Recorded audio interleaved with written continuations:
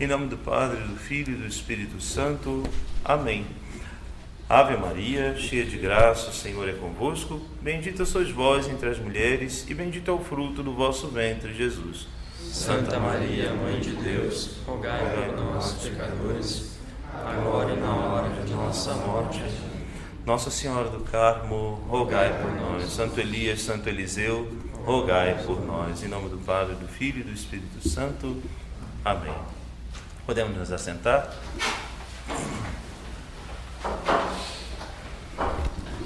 Meus queridos filhos, nós vamos dar então continuidade à catequese que nós iniciamos no domingo passado sobre a contrição perfeita dos nossos pecados.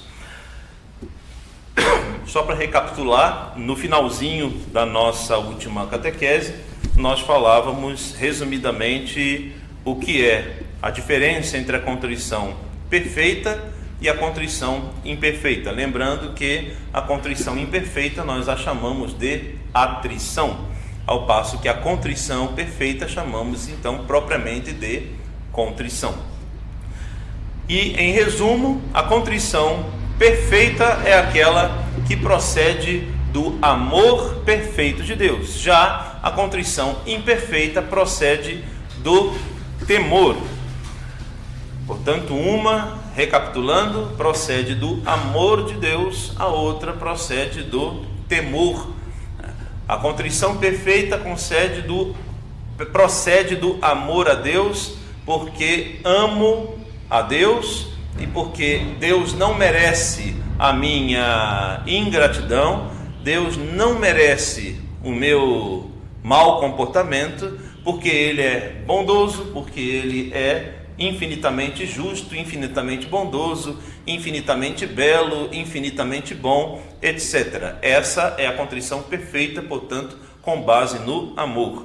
A contrição imperfeita ou atrição se baseia no temor. Me arrependo do meu pecado por medo do inferno, por medo do castigo, por medo do purgatório. Então, esta é imperfeita ou atrição. A contrição perfeita, vimos que procede do amor perfeito a Deus. E também falamos no finalzinho da nossa última catequese que o amor a Deus pode ser subdividido em um amor perfeito ou amor imperfeito. Quando o nosso amor a Deus é perfeito? Quando ele é um amor ou de benevolência ou amor de agradecimento, que é o amor de benevolência, quando eu manifesto meu amor a Deus apenas pela sua essência, ou seja, porque Deus é quem é, não porque eu espero algo em troca, né? Eu vos amo, meu Deus, porque sois infinitamente bom. Eu vos amo, meu Deus, porque sois belo, porque sois formoso, etc. Então esse é o amor de benevolência. Amo a Deus pela sua essência. Amo a Deus pelo que Ele é. O amor de agradecimento é quando o amamos por causa das graças que Ele nos concedeu. Então, amamos a Deus pelos benefícios que Ele nos obsequiou. Então, todos esses dois tipos de amor, o amor de benevolência ou o amor de agradecimento, é o amor perfeito a Deus. Quando que o nosso amor a Deus é imperfeito? Quando nós o amamos porque esperamos dele algum benefício. Então é um amor meio que de troca. Eu o amo, mas espero em troca alguma coisa. Então, apesar de ser um amor obviamente válido, mas é menos perfeito do que aqueles outros dois que nós acabamos de citar. Então, o amor perfeito a Deus pode ser de benevolência ou de agradecimento. E o amor imperfeito a Deus é porque estamos aguardando, esperando alguma coisa dele. Em suma, em resumo, para a gente entender melhor, o amor imperfeito, no amor imperfeito, nós pensamos mais nos dons, nos presentes que recebemos. No amor perfeito, nós pensamos mais no doador.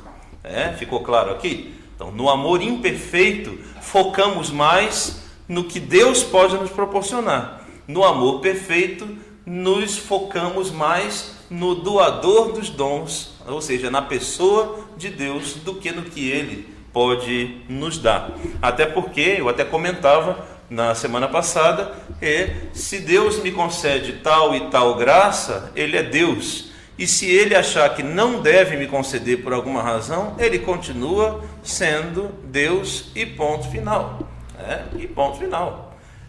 Então não Deus não vai ficar sendo mais Deus ou menos Deus por causa do que eu acho, do que eu penso, não é desse jeito. Eu até dei alguns exemplos com relação a isso.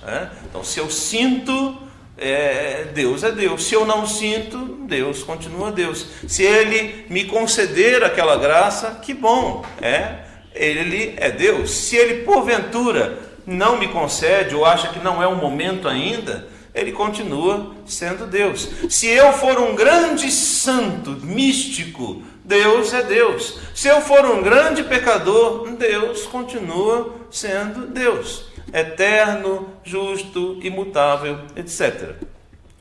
Do amor nasce a contrição perfeita. Será, pois, perfeita a contrição se nos arrependermos dos nossos pecados por um amor perfeito de Deus. Quer seja esse amor de benevolência, quer seja esse amor de agradecimento. Será, portanto, imperfeita se nos arrependemos dos nossos pecados por temor de Deus. Porque pelo pecado poderemos perder a recompensa dos céus, podemos merecer o castigo, seja do inferno ou do purgatório. Na contrição imperfeita, nós fixamo-nos principalmente em nós mesmos e nas desgraças causadas como consequência do pecado. Na contrição perfeita, fixamo-nos sobretudo em Deus, na sua grandeza, na sua formosura, no seu amor e na sua bondade. Para ficar mais claro ainda a diferenciação entre a contrição perfeita e a imperfeita, podemos citar aqui 2 exemplos das Sagradas Escrituras. Todos dois se encontram no Evangelho de São Lucas. No primeiro exemplo, nós vamos encontrar lá em Lucas, capítulo 22, versículos de 55 a 62, aonde nós vamos ter ali dentro do relato da paixão de nosso Senhor, nós vamos ter o relato da negação do apóstolo São Pedro. Nosso Senhor havia advertido a São Pedro, quando São Pedro estava ali dizendo: Senhor, todo seguro, Senhor, eu te seguirei onde quer que fores. Senhor, eu vou contigo até mesmo para a morte, dizia São Pedro. Não vou te abandonar, eu vou estar contigo em qualquer lugar. Nosso Senhor olha para São Pedro e diz: tu me seguirás? Ainda hoje, antes que o galo cante, 3 vezes tu me negarás. Mais tarde, então, agora vem o texto citado, Lucas 22, 55 a 62, São Pedro está ali no pátio da residência do sumo sacerdote. Fazia frio, diz para nós o evangelista, fazia bastante frio. São Pedro estava ali, nosso Senhor já tinha sido preso, aguardando o julgamento, e São Pedro estava ali ao lado da fogueira, junto com outras pessoas, se aquecendo. Quando, por 3 vezes, a empregada que passa olha para ele e diz: mas tu és Galileu, você é um daqueles homens que andava com ele, você é discípulo dele. E São Pedro ali, por 3 vezes, nega que conhecia o nosso Senhor. Após a terceira negativa, o galo cantou e São Pedro se lembrou das palavras que nosso Senhor disse. Então, o texto do Evangelho termina dizendo que São Pedro se levanta, se retirou daquele ambiente, foi para fora e chorou amargamente. Então, guardem essa informação. São Pedro se arrependeu, chorou porque se arrependeu.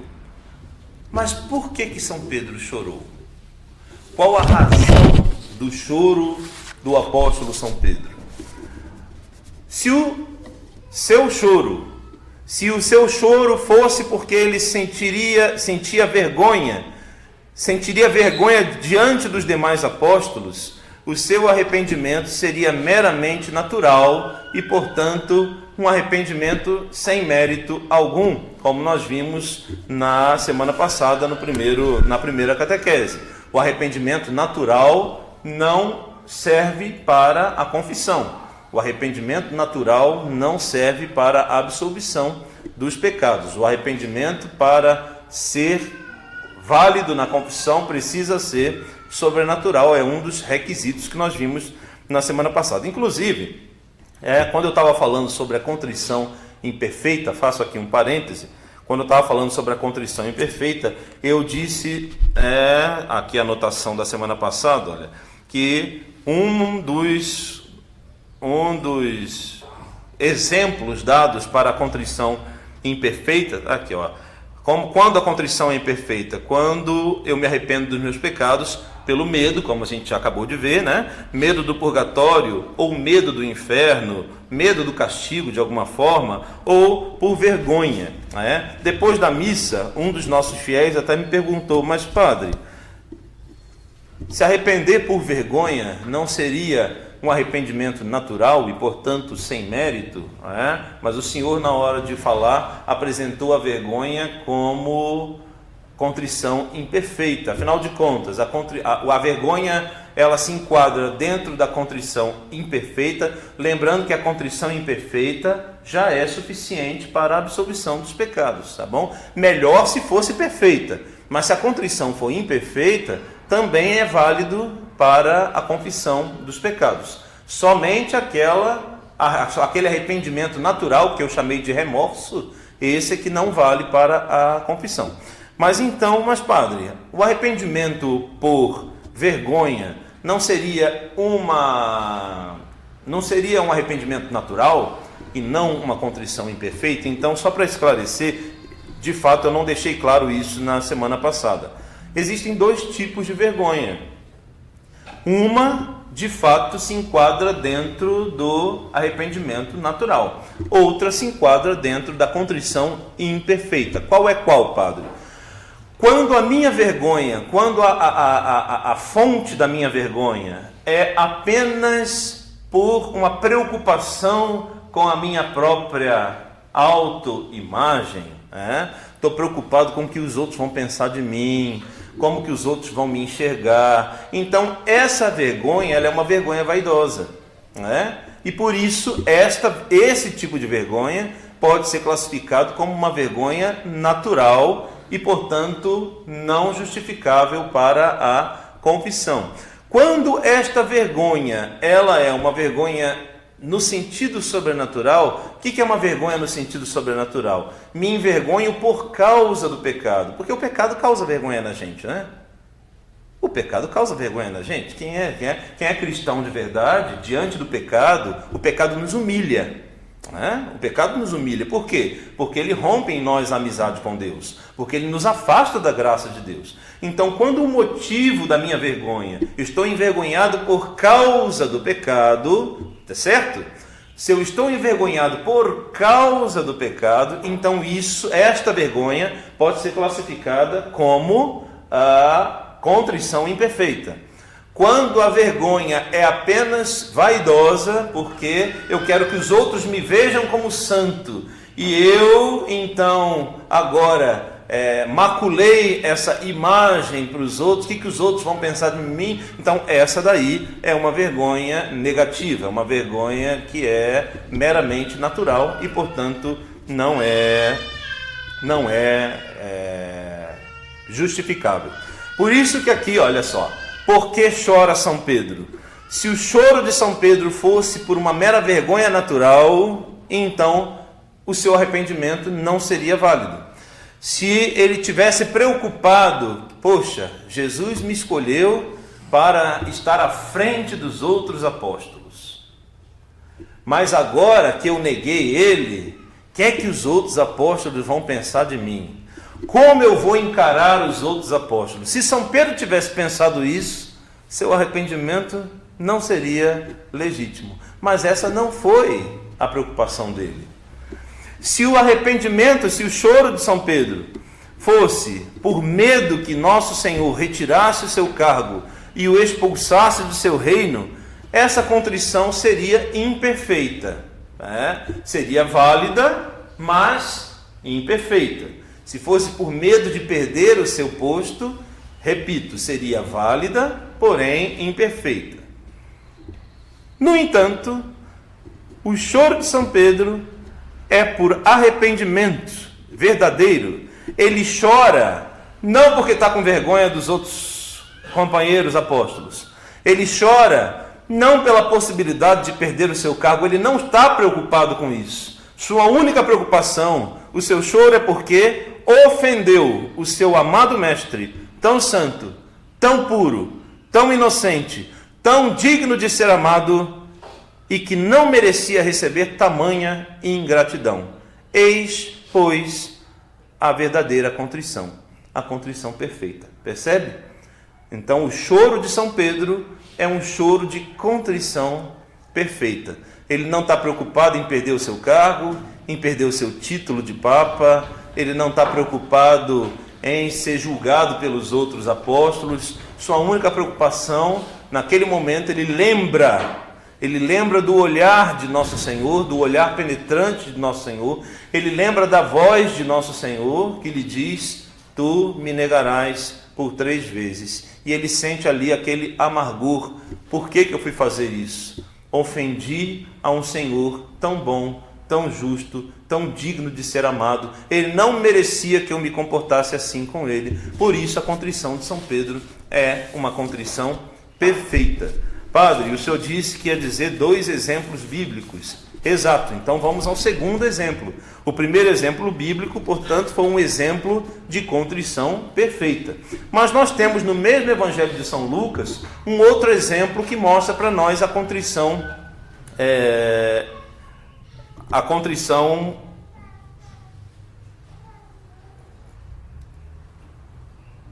imperfeita, né?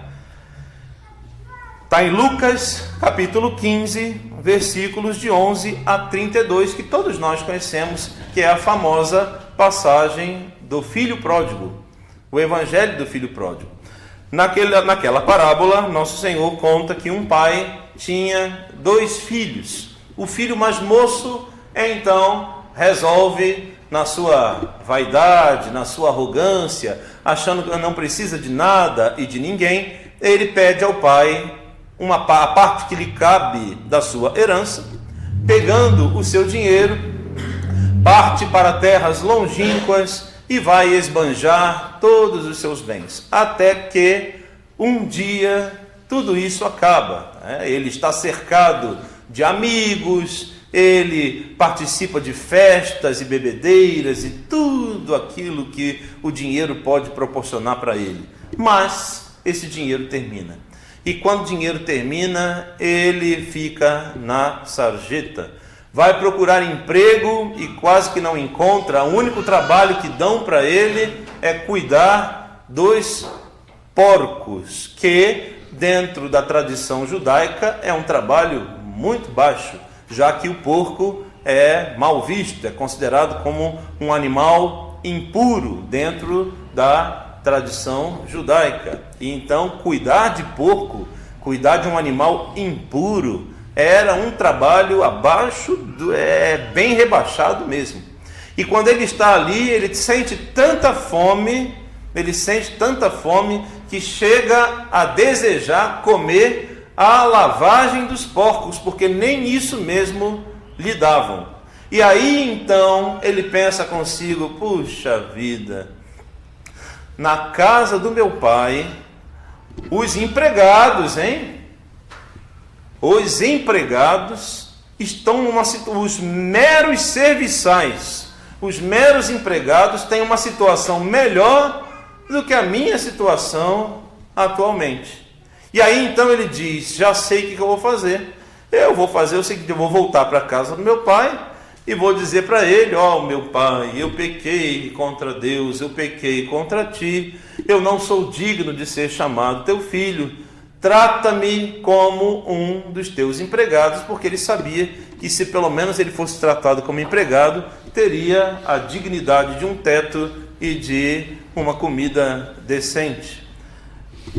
uma contrição imperfeita. Por que é imperfeita, padre, a contrição desse filho? Ele não voltou porque ele sentiu que magoou seu pai. Ele não voltou porque ele estava preocupado com o pai. Ele só voltou porque sentiu a consequência do seu pecado. Viu aqui? A consequência foi castigado pelo seu próprio pecado. Sentiu fome. Nem lavagem de porco ele não tinha para comer. E aí então ele resolve voltar. Mas então esse arrependimento é imperfeito. Essa contrição é imperfeita. Então nós temos aqui, dentro do próprio Evangelho, duas passagens bíblicas que mostram para nós, de maneira mais concreta, exemplo da contrição perfeita. Nós temos a contrição perfeita de São Pedro versus a contrição imperfeita do filho pródigo. E eu penso que assim fica mais claro para a gente compreender os conceitos básicos da contrição perfeita. Bem, como eu posso provocar na minha alma a contrição perfeita? Essa é uma pergunta bem importante. Padre, até agora nós entendemos o conceito da contrição perfeita. Entendemos o que é um arrependimento comum, ordinário do dia a dia. Entendemos o que é uma atrição ou contrição imperfeita. Entendemos o que é uma contrição perfeita. Ok, mas como colocar isso em prática? Como é que eu vou saber se aquela contrição que eu estou tendo é perfeita ou é imperfeita? Como que eu vou saber se o que eu estou tendo é só um arrependimento ordinário, comum? Ou como provocar dentro da minha alma, dentro do meu coração, a verdadeira contrição? Então vamos lá. Primeiro, partindo do princípio de que a contrição perfeita é uma grande graça que Deus dá às nossas almas, nós concluímos que a primeira forma de obtê-la é suplicando com instância a Deus, nosso Senhor, de modo que este seja o desejo mais ardente de nossa alma. Então está aqui, primeiro modo da gente obter a contrição perfeita. Pode parecer óbvio, mas sabe o que acontece com a gente? Muitas vezes a gente acha que o óbvio é óbvio demais. Aí a gente fica tentando procurar soluções extraordinariamente mirabolantes e muitas vezes o óbvio está bem debaixo do nosso nariz. Eu quero ter um coração contrito, eu quero ter o arrependimento dos meus pecados. Ou mesmo quantas pessoas com quem eu já conversei já me disseram assim: padre, eu sei que eu errei, mas assim, meu coração ainda está muito magoado, eu ainda não consigo, pelo menos não 100%, me arrepender profundamente daquele erro. Eu desejo me arrepender, mas ainda não consigo. O que eu faço para poder ter um verdadeiro arrependimento? A minha pergunta é muito óbvia, que é essa daqui. Já pediu essa graça a Deus? Percebe? Pede a Deus. Diga de todo o coração, com toda a sinceridade. Você pode mentir para o Papa, pode mentir para o padre, para o bispo, para quem você quiser, mas para Deus você não vai mentir nunca. Diga a Deus de todo o coração: Senhor, meu coração ainda está duro. Senhor, essa situação eu ainda não consegui engolir, ainda é difícil para mim para poder perdoar, ou ainda é difícil para mim para eu poder verdadeiramente me arrepender. Dá-me, Senhor, a graça do verdadeiro arrependimento. Senhor, quebranta o meu coração. Vai quebrando o meu coração com a graça do Teu Espírito Santo. Como diz a sequência belíssima de Pentecostes, que o Espírito Santo dobra o que é duro, ilumina o que é escuro, aquece o que é frio. É o que diz na sequência de Pentecostes. Aliás, essa é uma das orações que eu gosto de fazer diariamente, mesmo fora do período de Pentecostes. Enviai o raio de sua luz, para dobrar o que é duro, para me guiar no meio do escuro, para aquecer o que está já esfriando. Pedir a graça a Deus. Senhor, dá-me a graça da verdadeira contrição. Quando você fizer o seu exame de consciência, não faz o exame de consciência apenas como se fosse um computador, né? Deixa eu pensar aqui nos meus pecados, isso, aí anota lá, mas parece que é tudo muito frio, tudo muito matemático, né? Quando for fazer o seu exame de consciência, ao mesmo tempo em que vai fazer o exame de consciência, que está ali tomando nota daquilo que vai dizer ao confessor, ao mesmo tempo, reze sobre isso. Senhor, dá-me a graça da verdadeira contrição. Senhor, me dá a graça de me arrepender verdadeiramente, de quando eu estiver ali de joelhos diante do sacerdote, que eu não apenas esteja cumprindo um preceito da boca para fora, mas que eu verdadeiramente esteja de coração contrito e verdadeiramente arrependido dos meus pecados. Então, primeira dica, está aqui, dica número 1, pedir a Deus, suplicar a Deus com instância que Ele nos conceda esta graça. Pedir com toda a confiança, afinal de contas, em Mateus, capítulo 7, versículo 7, Ele mesmo nos diz: pedi e recebereis, buscai e achareis, batei e vos será aberto. Foi o próprio nosso Senhor quem nos prometeu. Então, quando pedimos de todo o nosso coração e com toda a humildade, com certeza o Senhor nos concede, sobretudo, algo que é para o bem da nossa alma, a eterna salvação da nossa alma. Qual o maior bem que a gente pode ter, se não a eterna salvação de nossa alma? Deus não pode me conceder nenhum pedido que seja contrário à sua vontade, mas é da plena vontade de Deus que todos se salvem. Então, um pedido desse, certamente que Deus, nosso Senhor, vai nos ajudar. Segunda forma de tentar provocar na alma a contrição perfeita: coloca-te diante de um crucifixo, seja na igreja, seja na tua casa, onde estiveres. Coloca-te diante de um crucifixo, contempla as feridas de nosso Senhor e pensa por alguns momentos com fervor: quem é este que está pendente da cruz? Por que ele está ali? Que dores ele sofre? Pensa agora em teus pecados. Esquece-te por algum breve momento do céu, do inferno ou do purgatório. Pensa apenas que foram os teus pecados a causa do grande sofrimento deste que está na cruz. São as tuas misérias que o fazem sangrar e sofrer. São os teus pecados que o esbofeteiam, que zombam dele, que o desfiguram, que o coroam de espinhos, que rasgam a sua carne sagrada. E, no entanto, ele derrama sobre ti o seu sangue preciosíssimo e redentor, que pinga, gota a gota, quente, sobre ti, para te redimir. Diante de uma meditação como essa, não tem como não provocar num coração a contrição perfeita. Quantos santos e santas, quantos místicos dedicaram a sua vida na meditação das dores e da paixão de nosso Senhor?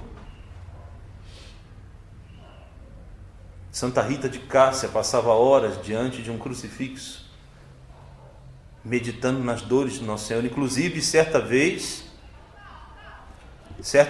ela olha para o nosso Senhor e se sente tão compadecida da dor que nosso Senhor sofre na cruz, que ela chega a pedir a Ele: Senhor, eu quero sofrer a dor que o Senhor sentiu. Me dê a graça, pede Santa Rita, me dê a graça de sofrer a mesma dor que o Senhor sentiu. Eu quero sentir na minha cabeça que a dor da sua coroa de espinhos. E ela pede com muito fervor, e nosso Senhor concede a ela sentir a dor de um espinho. A dor é tão intensa que ela desmaia na mesma hora. Quando ela recobra a consciência, nosso Senhor, diante dela, aparece a ela e diz bondosamente: mas você não aguentou a dor de um espinho, imagina toda a minha coroa. E tantos outros santos tiveram a experiência mística da contemplação da paixão. Quantos santos tiveram a graça da réplica dos estigmas de Nosso Senhor, como é o caso de São Francisco?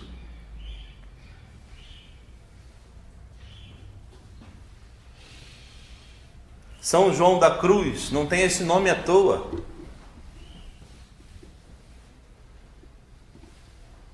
Se auto-intitulava João da Cruz por causa das suas longas meditações sobre a paixão de Nosso Senhor diante do crucifixo.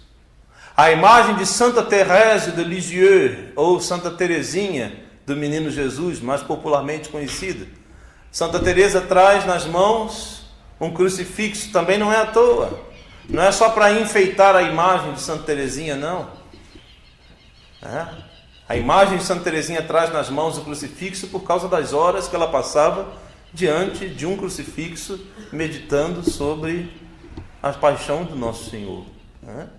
Então, está aí uma segunda dica de como nós podemos provocar a contrição perfeita em nossa alma. Terceiro, conte ao Nosso Senhor com dor sincera que tu sentes muito por tê-lo ofendido, ferido e maltratado tanto. Diga a ele o quão doloroso e solitário é caminhar longe dele. Faça, por fim, um firme propósito diante dele. Promete-lhe não mais crucificá-lo de novo. Promete-lhe esforçar-te para não mais pecar e fugir de toda ocasião de pecado. Está aí. Terceira dica é a formulação do chamado propósito de emenda.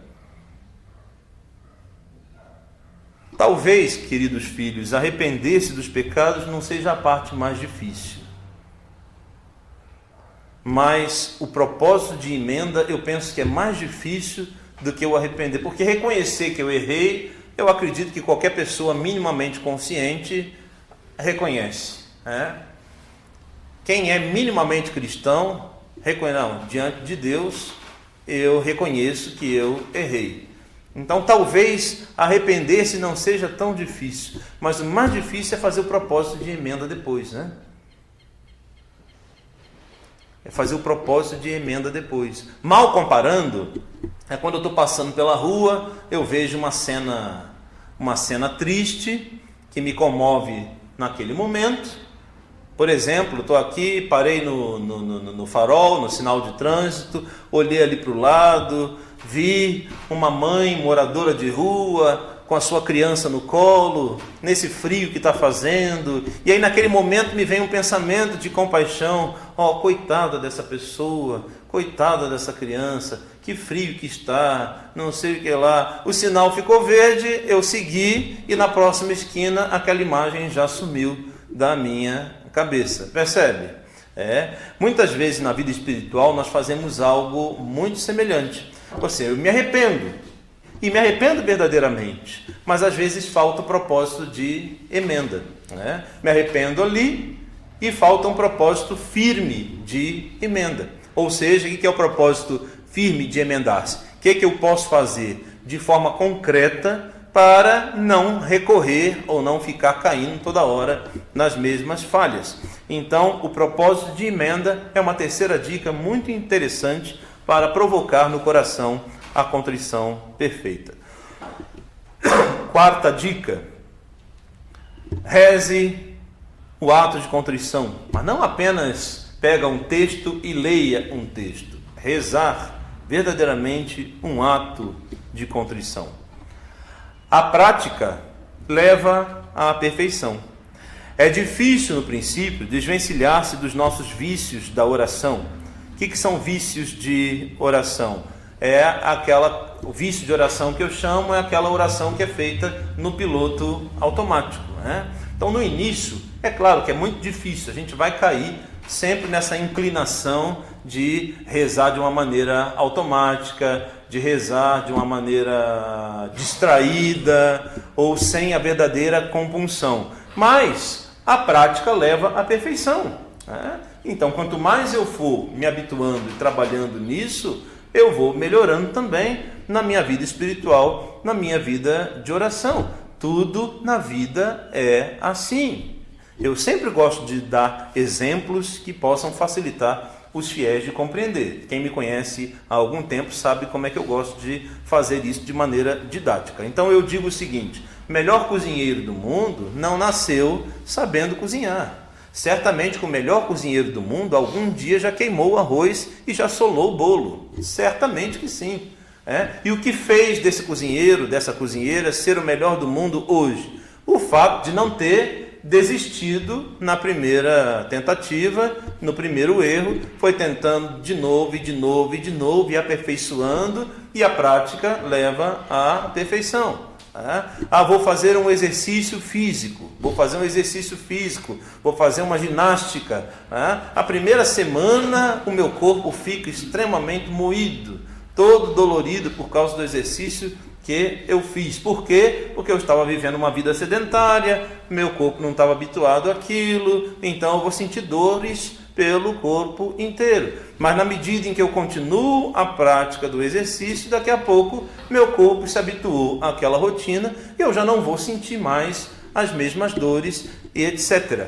Na vida espiritual não é diferente. É diferente. Ai meu Deus, eu vou rezar um terço. Ai, mas o terço é uma oração tão monótona, o terço é uma oração tão repetitiva, é um monte de ave-marias, e é sempre a mesma coisa. Ai, demora muito, demora uma eternidade para rezar um terço. Ai, mas eu começo a abrir a boca, eu começo por causa do terço. Isso é por causa da falta de prática, não é? É a falta de prática, porque quando começamos a nos habituar, nos habituamos com o terço, daqui a pouco você vai ver que começou o terço e diz, mas já acabou? E aí você vai começar a sentir naturalmente, sem forçar nada, vai começar a sentir, tomou gosto pela oração, de forma que vai começar a sentir que um terço é pouco. Quando vê, está rezando um rosário. E quando piscar os olhos, está rezando mais de um rosário por dia, porque habituou-se e tomou gosto pela oração. Mas se a gente não busca essa intimidade e não busca exercitar-se nas coisas de Deus, então é claro que tudo vai parecer cansativo, penoso, é claro. A prática, portanto, leva à perfeição. É difícil no princípio desvencilharmos-nos dos nossos vícios na oração, mas com a prática é possível dominar a contrição perfeita. Lembre-se de começar pelo caminho mais fácil, isto é, pelo caminho mais lógico, e ir do mais fácil para o mais difícil. Em outras palavras, iniciemos pela atrição ou contrição imperfeita, que é a que mais comumente usamos, e a partir dela vá exercitando a contrição perfeita. Percebe? Às vezes, das nossas falhas, tinha um padre que dizia isso, agora eu não me recordo o nome dele, mas tinha um padre que dizia isso, eu achava muito curioso. Ele falava, o nosso erro na vida espiritual por exemplo, a gente olha para a vida dos santos, né? A gente olha para a vida dos santos e diz assim, nossa, São Fulano de Tal, ou Santa Beltrana, ai que grande santo, eu quero imitar as virtudes desse santo, etc. E a gente se esquece, dizia esse padre, que a gente quer começar por onde o santo terminou. E é aqui que a gente tropeça e dá de cara no chão. Padre, o que significa isso? Quero começar por onde o santo terminou. Veja, o que eu quero dizer com isso? O que eu quero dizer de por onde o santo terminou? Para aquele santo ou para aquela santa chegar naquele estágio, ele já nasceu ali? Não. Ele teve que passar, ou ela teve que passar por um processo, foi passando por um processo até chegar naquele estágio. Vamos pegar como exemplo aqui o grande Santo Agostinho, bispo, doutor da igreja.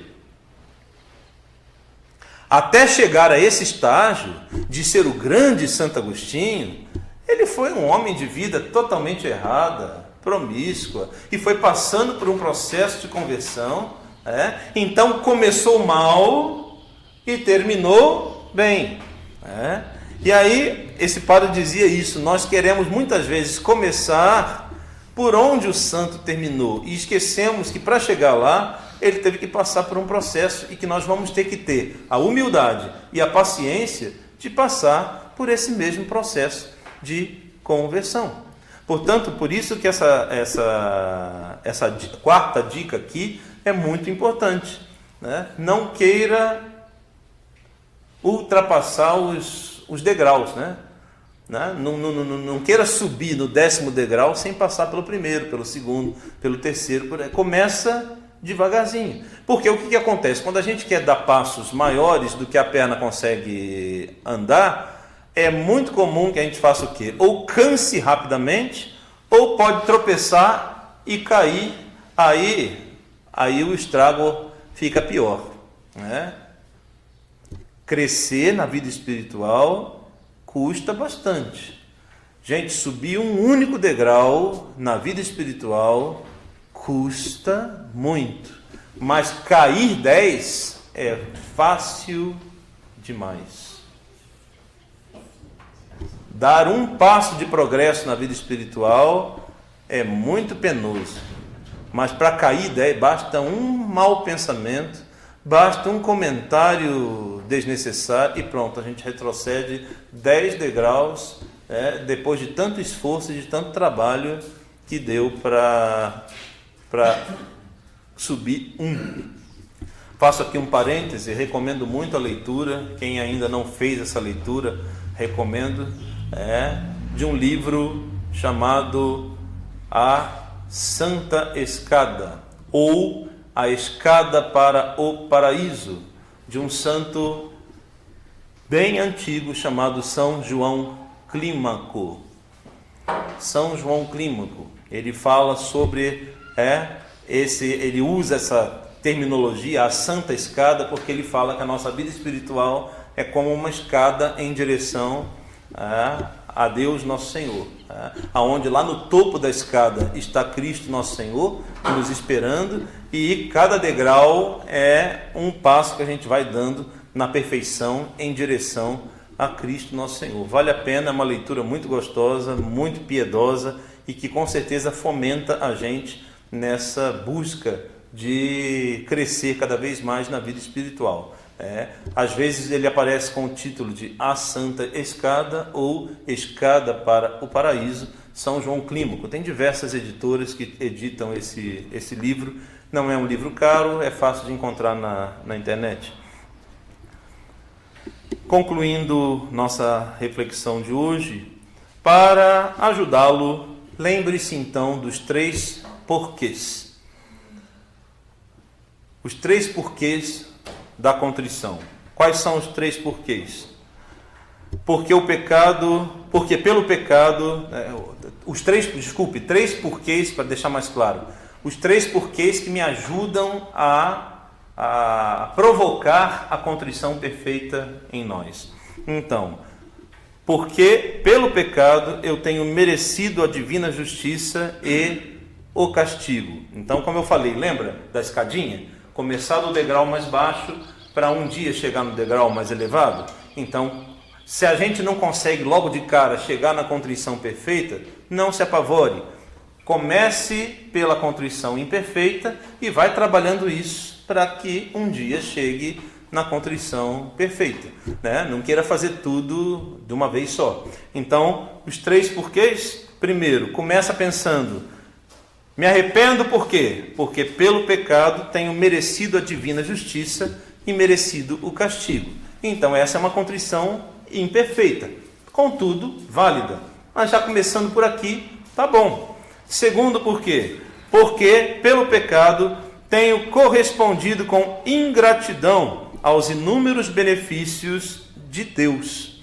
Veja, esse segundo porquê, ele já é um avanço. já subiu um degrau. O primeiro porquê era apenas por medo do castigo.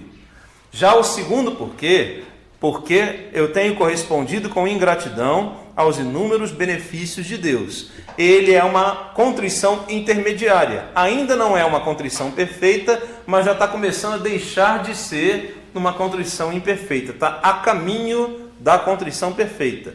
Terceiro porquê, porque pelo pecado tenho ofendido a Deus, sumo bem e digno de ser amado sobre todas as coisas. Está aí a contrição perfeita. Percebeu aqui a subidinha sutil de um degrau para o outro?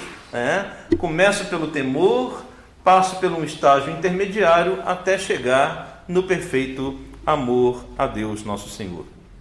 Se procederes assim, querido fiel, conseguirás alcançar a graça da contrição perfeita.